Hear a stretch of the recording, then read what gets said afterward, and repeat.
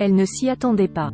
Et pourtant, après plus d'1 mois de survie et de dépassement de soi, Meghan a été éliminée de Koh-Lanta, les chasseurs d'immunité. En interview pour purepeople.com, la jeune femme revient sur son aventure. La suite après la publicité mardi 7 mai 2024, TF1 diffusait le 12e épisode de Koh-Lanta, les chasseurs d'immunité. Un numéro marqué par non pas un mais 2 départs. En effet, alors que Jean a été contraint de quitter le jeu sur décision médicale, à l'issue du conseil, c'est Meghan qui a été éliminée. Auprès de purepeople.com, l'ex-rouge revient sur son aventure, évoquant ainsi le gros mensonge de Léa avant les votes, la stratégie de Mélissa ou encore son retour difficile après l'aventure. D'après vous, pourquoi vos camarades ont voté contre vous? Je pense qu'ils ont voté contre moi parce que depuis le début de la réunification je suis assez bonne en stratégie mais aussi sur les épreuves. Je pense que ça a inquiété pour la suite. Amri dit qu'il ne l'a pas fait de bon cœur, ce qui semble amuser Julie. Qu'en pensez-vous? Amri dit ça, certes. Mais quand il dit, lors d'une discussion sur le camp réunifié, qu'il faut voter un gros nom, il avait l'air plutôt d'accord avec cette idée de m'éliminer. Léa, Pauline et Amri indiquent qu'ils n'ont pas confiance en vous. Comment l'expliquez-vous? Je ne saurais pas tellement expliquer ce manque de confiance vis-à-vis de moi. Comme vous avez pu le voir dans l'épisode, on a proposé à Léa d'être la seule jaune à venir avec nous à l'orientation puisque c'est une épreuve qui se joue à 5 et que l'on était 4 ex-rouges. Donc je ne comprends pas trop. On avait aussi proposé une stratégie à Pauline lors du premier épisode de la réunification. Si elle voulait faire partie de notre équipe d'ex-rouges, on serait super content. Et si elle voulait, elle pouvait aussi prendre Léa sous son aile. Ce manque de confiance, je ne sais pas s'il est 100% honnête. Je pense aussi que les ex-jaunes ont vu que je restais vraiment toujours avec les ex-rouges, peut-être qu'ils ont eu peur pour la suite. Léa évoque aussi le fait qu'elle vous partage ses intentions de vote mais pas vous.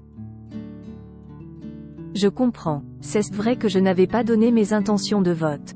Mais comme je lui ai répondu, à aucun moment elle ne me les a demandées.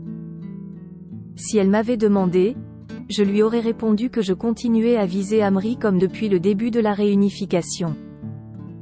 Donc je trouve que ça manque d'honnêteté accent aigu. Parce que ce n'est pas une fois que la personne a fait une bêtise qu'on lui dit. Là, on dirait que c'était un peu la bonne excuse qui sortait de nulle part quand même. Après, c'est sûrement son ressenti mais moi je trouve que ça manque clairement d'honnêteté accent aigu. Il vous est aussi reproché de ne pas être clair dans votre jeu, notamment avec Mélissa. Qu'en pensez-vous? J'assume d'avoir fait un double jeu. J'ai dû choisir entre soit suivre Mélissa et me rallier totalement aux jaunes sachant que tous les ex-rouges auraient sauté un par un au fur et à mesure des conseils, soit je continuais dans mon alliance ex-rouge où on s'était tous fait la promesse d'aller le plus loin possible ensemble jusqu'au moment où il aurait fallu s'éliminer en fonction du mérite, des affinités etc. J'ai dû faire un choix et j'ai décidé de protéger les ex-rouges. En même temps, je continue d'être avec Mélissa, qui est quand même un ex-rouge, qui a demandé aux ex-jaunes de me protéger. Que pensez-vous de la stratégie de Mélissa qui est de s'allier avec Amri? C'est vraiment propre à chacun. Une fois qu'on arrive à la réunification, on est censé être une tribu blanche, avancer seul. Mélissa a fait son propre choix en s'alliant avec Amri. Il ne se sentait pas écouté auprès des ex-rouges. On prend chacun des chemins différents pour aller le plus loin possible. Il a indiqué ne pas se sentir suffisamment écouté chez les ex-rouges. Qu'en pensez-vous? J'ai clairement eu le même ressenti que lui. Ce n'était pas facile au début de la réunification. On est arrivé en supériorité numérique et puis tout a été gâché de tous les côtés, avec un Mélissa incompris à qui on a reproché de ne pas avoir cassé la flèche des Amri. En général, quand on reproche quelque chose à quelqu'un, la personne se vexe. Et puis avec la fatigue, l'ensemble du groupe n'a pas assez pris chacun sur soi pour mettre de l'eau dans son vin. C'est dommage. On a essayé de faire plusieurs réunions, Den parlait posément et mettre les choses à plat mais ça n'a pas fonctionné. Donc il a fait son petit bout de chemin de son côté. Vous étiez proche de Jean? Comment avez-vous vécu son départ? Ça a été un réel coup de massue. Déjà parce que moi c'était vraiment l'aventurier de cette saison. Il est très actif sur le camp, il fait énormément pour tout le monde, il est bon sur les épreuves. Il rafle vraiment tout, sauf celle du tir à l'arc. On venait de passer les destins liés ensemble à tout gagner, passer des moments de partage. C'est vrai que le départ de Jean ça m'a déstabilisé autant personnellement que stratégiquement pour la suite des votes.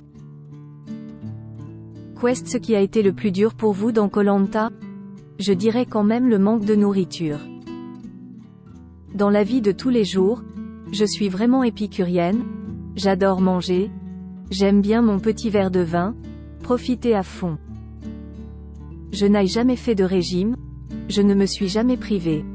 Donc là c'est vrai que passer du tout au rien du jour au lendemain ce n'est pas facile.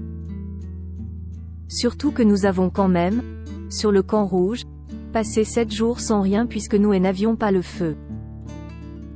Ça a été vraiment très dur. J'essayais de boire beaucoup d'eau pour pallier un peu au manque de nourriture et avoir une sensation de satiété. Combien de kilos avez-vous perdu? J'ai perdu 10 kilos. On le voit, j'ai vraiment une taille de guêpe. Je les ai repris. En rentrant, j'ai fait attention parce que dès que je mangeais j'étais malade.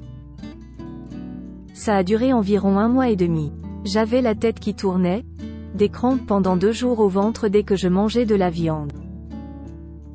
C'est au retour que l'on se rend compte de l'aventure que l'on a vécue. C'est très difficile parce qu'il faut rentrer dans un rythme. Heureusement, on est bien suivi par le médecin de la production, on est bien encadré, on a des conseils nutritionnels. Quel a été votre premier geste au retour? Être de retour dans un lit avec des draps tout propres qui sentent bon la lessive, ça m'a fait du bien. Mais pour ma part, c'était assez spécial. J'étais tellement triste que l'aventure se finisse qu'au début je n'ai pas eu vraiment de plaisir à manger. J'étais contente d'être dans mon lit mais j'aurais tout donné pour retourner dans l'aventure. Je sais que ça a été vraiment compliqué. Tout ce confort, toute cette nourriture, je n'en voulais même plus.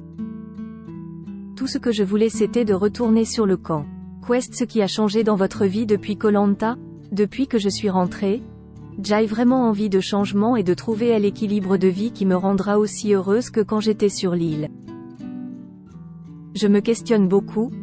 Quel job serait celui de mes rêves? Est-ce que je n'ai pas plutôt envie de voyager pendant 6 mois et après me poser quelque part? Il y a une grosse remise en question depuis le retour. D'après vous, parmi les aventuriers encore en lice, qui devrait gagner Koh-Lanta? C'est une question super dure. S'il y avait encore eu Jean, je l'aurais désigné. Mais là, avec les personnes qu'il y a sur l'île, je ne saurais pas me prononcer. Car pour moi, Jean remplissait toutes les cases. Je ne sais pas qui je voudrais voir gagner à part lui. Ou alors à la limite, au niveau du mérite je dirais Meissa.